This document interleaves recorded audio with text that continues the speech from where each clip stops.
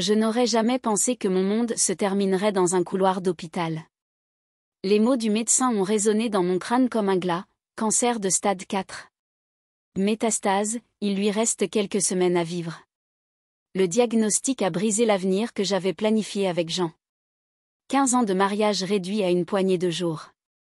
L'anneau d'or à mon doigt s'est soudain senti lourd, alourdi par les souvenirs de temps meilleurs, notre première danse, les cafés du matin partagés dans un silence confortable, et la façon dont il me caressait les cheveux quand j'étais triste. Mon estomac s'est retourné lorsque j'ai regardé les autres familles qui passaient. Certaines pleuraient, d'autres riaient, et d'autres encore étaient figées dans ces limbes particuliers entre l'espoir et le désespoir. Je savais que je devais sortir avant de m'effondrer complètement. J'ai franchi les portes automatiques en titubant, l'air de la fin septembre frappant mon visage comme une douce gifle. Mes jambes me portèrent jusqu'à un banc près de l'entrée, où je m'effondrai plus que je ne m'assis. Le soleil du soir projetait de longues ombres déformées sur le terrain de l'hôpital, reflétant l'agonie de mon cœur. C'est alors qu'elle est apparue. À première vue, elle n'avait rien de remarquable. Une infirmière ordinaire d'une quarantaine d'années, vêtue d'une blouse marine, avec des yeux fatigués qui cachaient quelque chose. Ses cheveux argentés étaient tirés en arrière dans un chignon, et ses chaussures étaient du type raisonnable porté par quelqu'un qui passe de longues heures debout.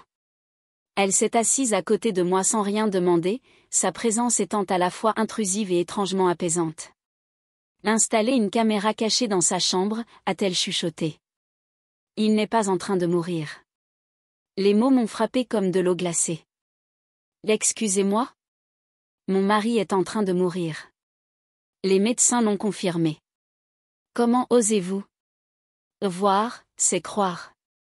Elle s'est retournée pour me faire face. Je travaille de nuit ici.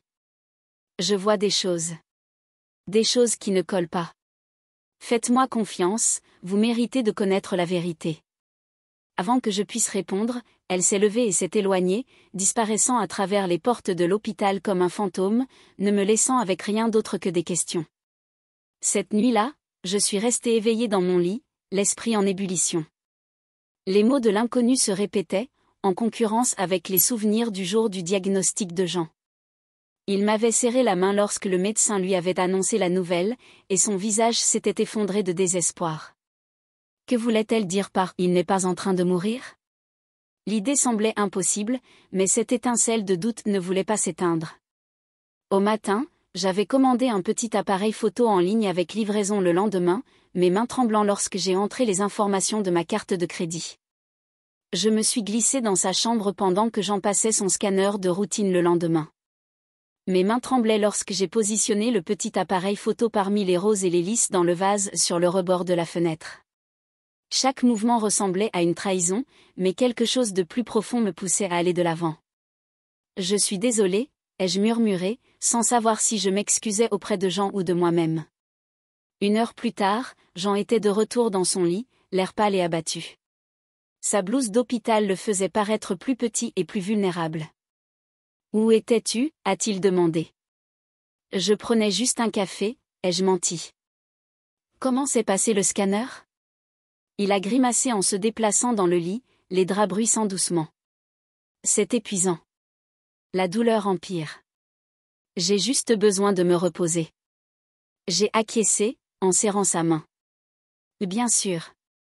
Je vais te laisser dormir. » Ce soir-là, après m'être assuré que Jean était installé pour la nuit, je suis rentrée chez moi et me suis assise sur mon lit. La lueur bleue de l'ordinateur portable éclairait mon visage tandis que j'accédais au flux de la caméra, mon cœur battant si fort que je le sentais dans ma gorge. Pendant des heures, il ne s'est rien passé. Jean dormait, les infirmières allaient et venaient, et je commençais à me sentir stupide d'avoir écouté une étrangère. Puis, à 21h, tout a changé. La porte de la chambre s'est ouverte et une femme est entrée. Elle était grande, sûre d'elle et portait un manteau de cuir élégant. Ses cheveux noirs parfaitement coiffés ont attiré la lumière lorsqu'elle s'est approchée du lit de Jean, et ce qui s'est passé ensuite m'a glacé le sang. Jean, mon soi-disant mari mourant, s'est redressé. Pas de lutte. Aucune douleur. Il semblait heureux. Le genre de bonheur qui semblait déplacé sur le visage d'un homme mourant. Il a fait basculer ses jambes sur le côté du lit et s'est levé, l'attirant dans une étreinte qui semblait tout sauf faible. Lorsqu'ils se sont embrassés, j'ai senti mon alliance brûler contre mon doigt comme une piqûre douloureuse. Mon cœur s'est brisé en les regardant parler, bien que la caméra n'ait pas capté l'audio, leur langage corporel était intime et familier. Elle lui a tendu des papiers, qu'il a soigneusement rangés sous son matelas.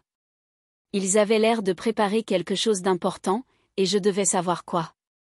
Le lendemain matin, je suis retournée dans la chambre de Jean, le cœur lourd du secret que je n'étais pas censée connaître.